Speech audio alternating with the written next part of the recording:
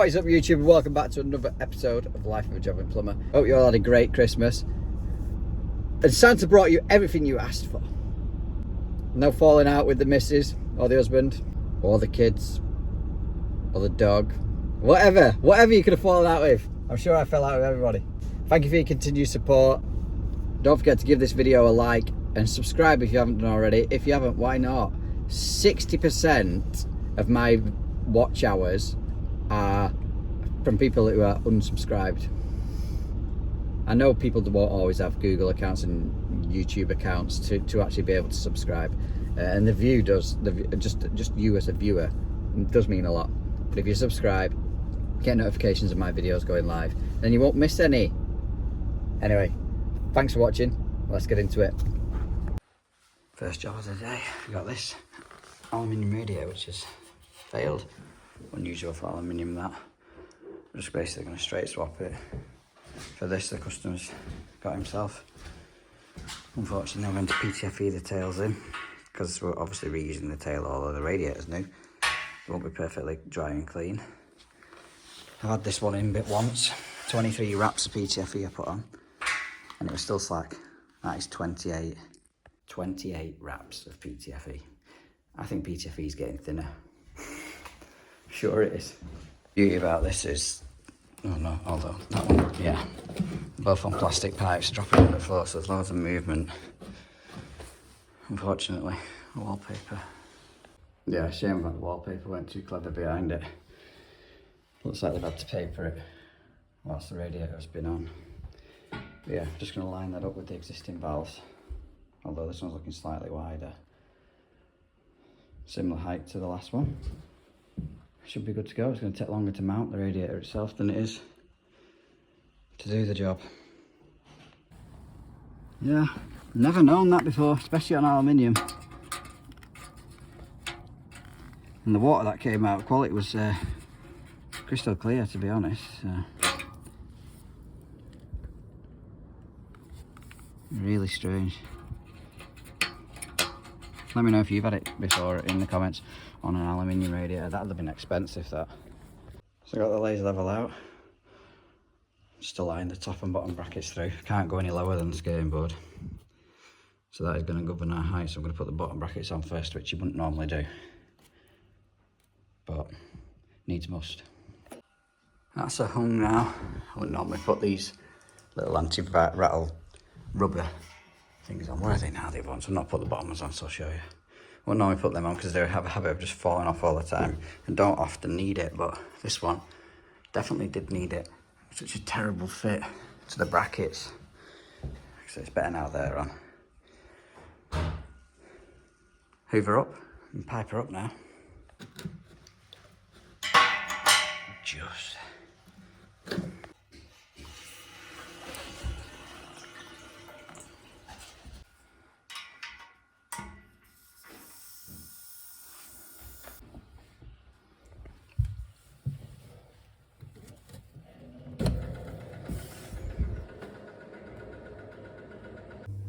Get her up and running now. Not too bad, does it? Shame you can see where the old brackets was. It seems to take absolutely ages to get warm, these radiators. But once they're warm, they do hold the heat. Although I still hate fitting them. But this has been a nice job. Nice one start of the day. After the week I've had, I needed a nice one. I've not filmed anything for YouTube because it's just been so busy. And yeah, I've got to go back to one of them and change the central heating pump on it. And he reckons the radiator still aren't working efficiently upstairs. So probably never was ever working efficiently. But because I was the last one there, I'm inheriting it. So yeah, hopefully the rest of the day may it continue to be easy jobs like this. Jeez.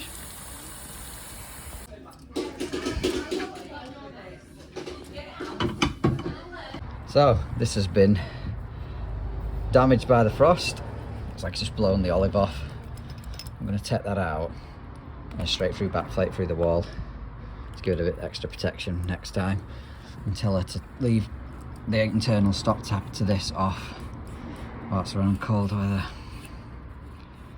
Can't film inside, there's kids about.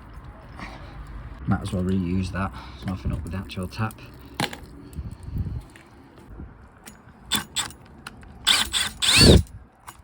Good start. Rock hard these bricks. Drilling the new ones.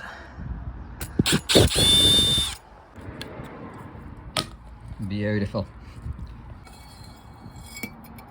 That is my plan. Just hope I can get a decent fix in. Might struggle getting on there.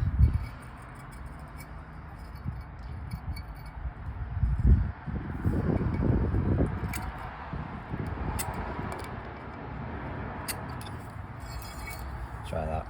Just put a double check valve on the inside because obviously it didn't have one before. And yeah, back up and alive. God, it's cold. Right, so some of you might not know what this is, but basically it's a plinth heater.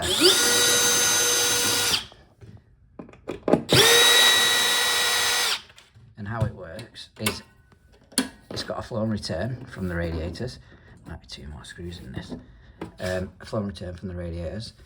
So it's got a water side, and you flick the fan on. It's got a fan on it, like a fan heater, and it blows the heat into the room, or you can have it cold if the heating's not on, obviously, via these settings. But basically it's just a radiator, and we're here to remove it because he doesn't want, it's broke and he doesn't want a new one.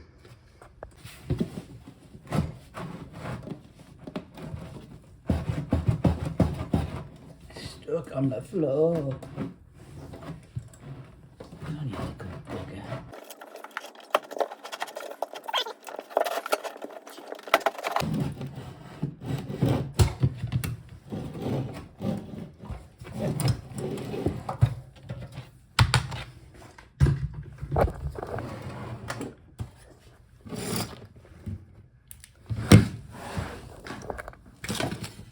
That might have been why it didn't work. But yeah, there's your fan, and obviously your flow and return into a little tank there, down there. So basically all I'm going to do is disconnect it from there, and to save leaving, I'm not going to leave 2 dead legs of pipe. I'm going to link them both together so it carries on its circuit. So I've just managed to reach in and shut off them 2 isolation valves, to which they started dripping out the screw point, obviously. And I've disconnected the 2 flexes off this and emptied the water in here, and that is all the water content it held. So they must be very efficient. Not sure how much they cost on electric, but must be quite an efficient unit, although they're like 350 quid. Just took it from round that leg so I can work on these comfortably here. Drain the system down now, it's on a combi, so I'll just open them to and release the pressure. The colour of that water looks clear coming out, but rusty brown. It's not been used in a long time.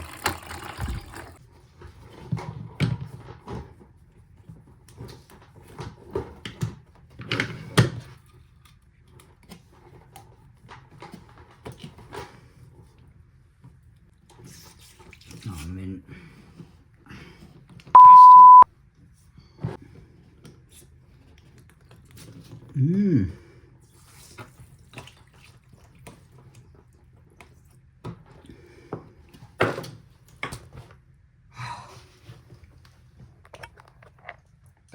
Bit of water left in that. I'm panicking. I was panicking. I'm gonna lose my job. What soap? Name the character, name the soap in the comments.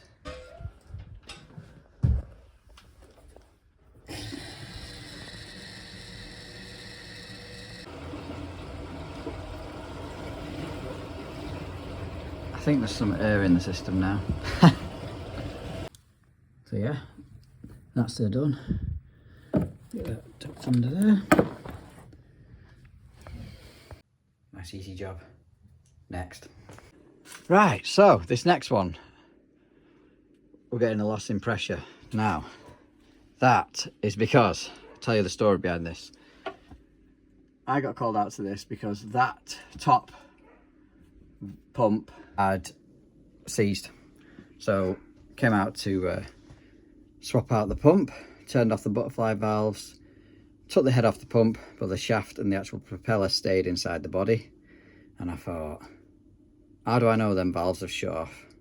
Because it was stuck in solid. I thought, better drain it down just in case. I don't want a bar and a half of pressure blasting out at me. So yeah, I drained it down from here. But whilst I was here, I noticed this wet patch. And basically, this integral drain off, you can see it dripping every so often, is leaking. So I took that out, cleaned it up, and still leaked. So I took it back out, PTFE'd around the little tapered washer, which I'll show you on the new one. I'll get it out. Yeah, so PTFE'd around this washer here, greased this O-ring up, tied it back in, still leaked. So yeah, we're basically here to replace this. Got to drain it down again for possibly the 4th time. Change this. I'm going to recharge the vessel whilst I'm here as well, and hopefully that'll be sorted. But let me know in the comments how much you think this plastic integral drain off was. I think boiler parts, I'll give you a clue, are absolutely extortionate for what they are. It's an Aritston boiler. Not impressed. So basically I'm going to drain it down from there again. Just take the remaining pressure out of the system. Camera angle's going to be horrendous, I am sorry. So I've just greased the new one up, just to help ease it going in. This one has a, I don't know, you can see that, an Allen key slot on it, so you can tighten it in and out, so it makes it damn sight easier. The old one doesn't have that. Using the mini grease gun. Everyone always asks where this is from. If you type in on Amazon, mini grease gun, it'll be one of the first things that come up. They're roughly about £11.50.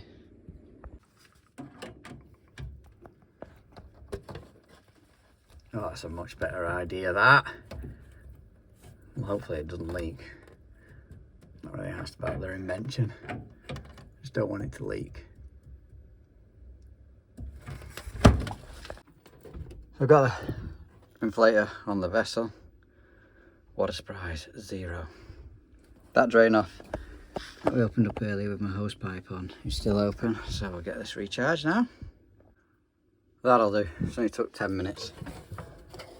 We'll test this schrader core's no longer passing and get system filled back up, and hopefully that drain off will be repaired.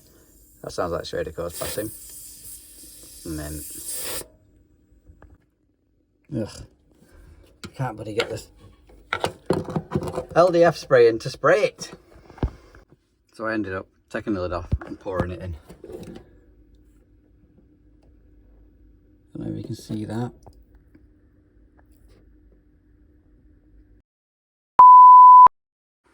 So close that now. Here goes nothing.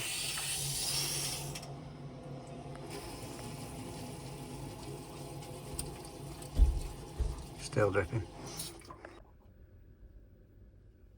Right. So I managed to stop it leaking from out the actual drain off. But it's now leaking from higher up. This is one of them jobs that I wish I'd never seen. Right, so basically it's hard enough to pick up on the human eye, let alone a camera.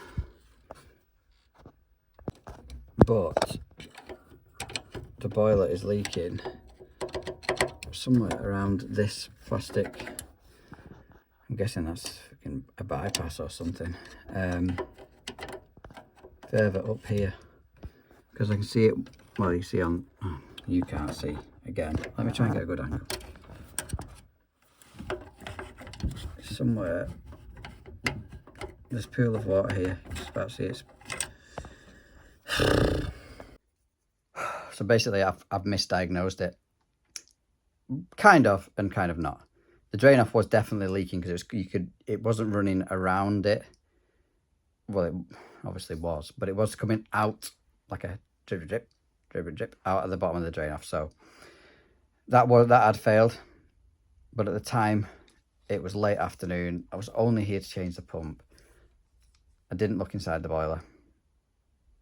But basically, the manifold is split on the boiler. So I'm going to pass this back to the customer and see what he wants to do. That, however, is not so good.